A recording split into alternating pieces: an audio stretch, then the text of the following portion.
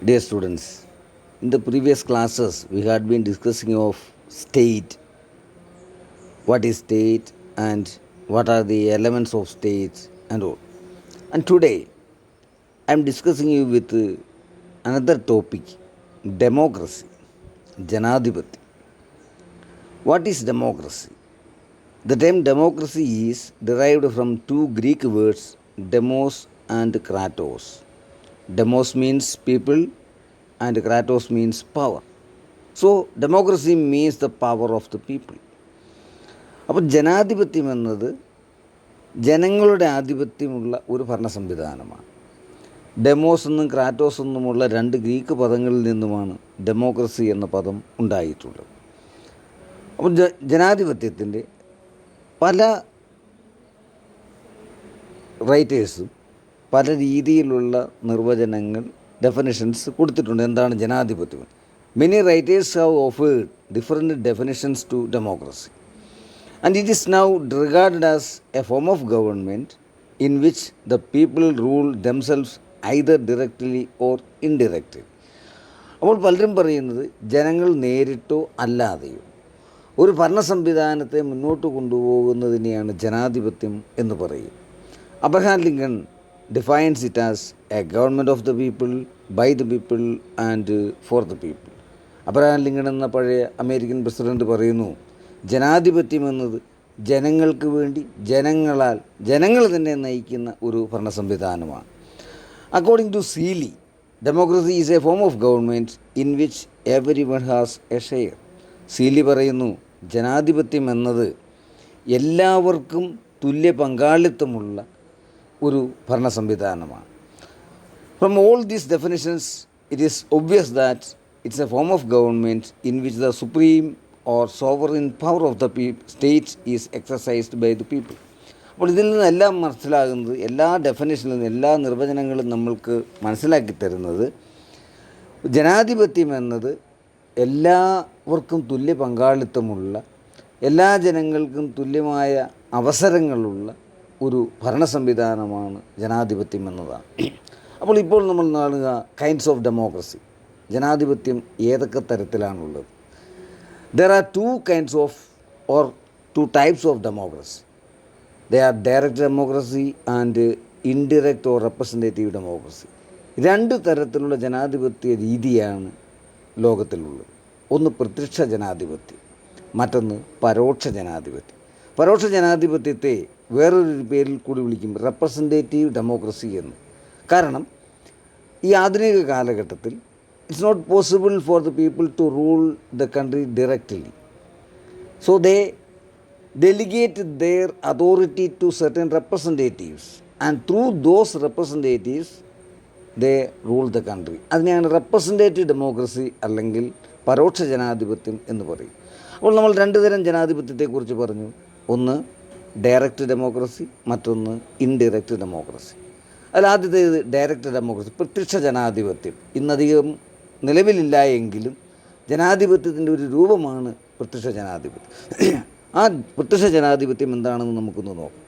Direct democracy means direct participation of the people in the direct democratic process.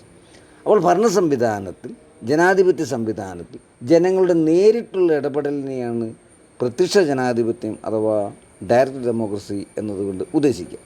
The will of the state is formulated and expressed by the people in a mass meeting and they assemble for this purpose as often as required.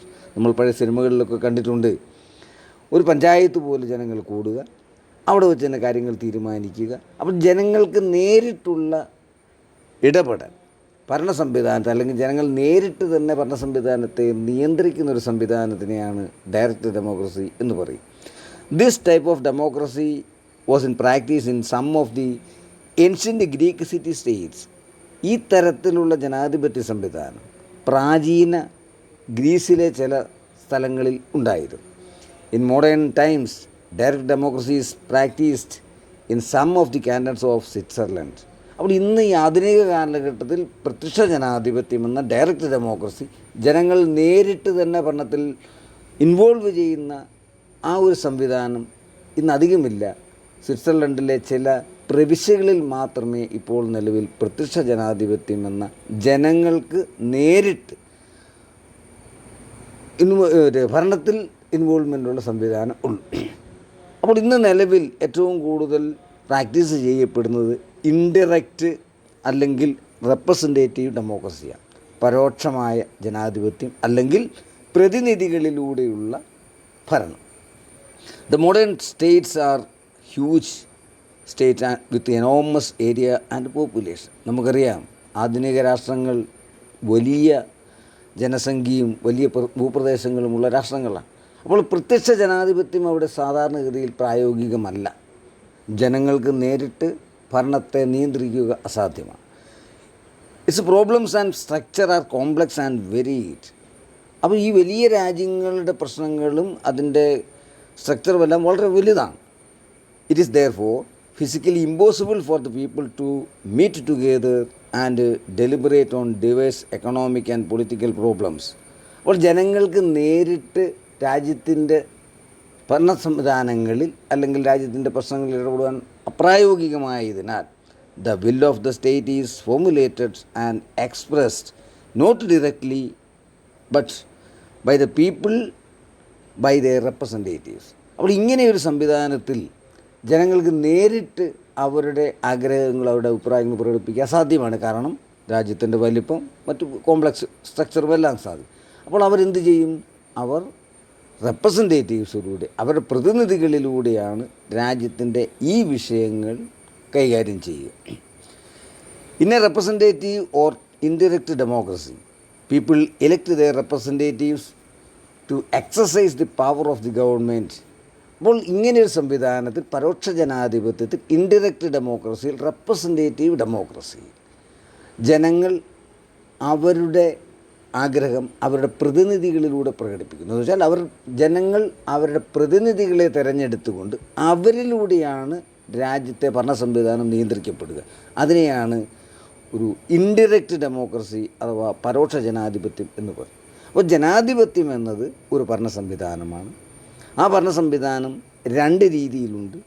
ഒന്ന് പ്രത്യക്ഷ ജനാധിപത്യം, മറ്റൊന്ന് പരോക്ഷ ജനാധിപത്യം.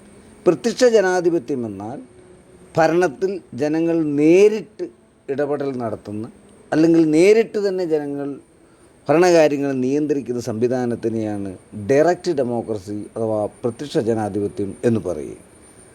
പിന്നെയുള്ളത് രണ്ടാമത്തത് indirect democracy, പരോക്ഷമായിട്ടുള്ളത്.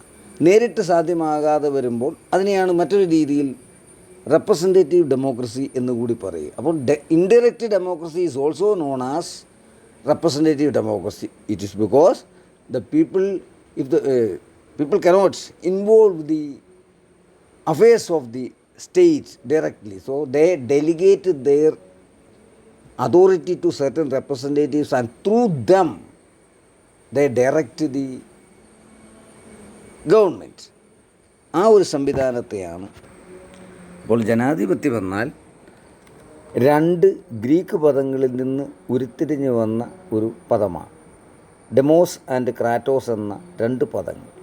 ഡെമോസിൻ്റെ അർത്ഥം ജനങ്ങളെന്നും ക്രാറ്റോസിൻ്റെ അർത്ഥം അധികാരമെന്നുമാണ്.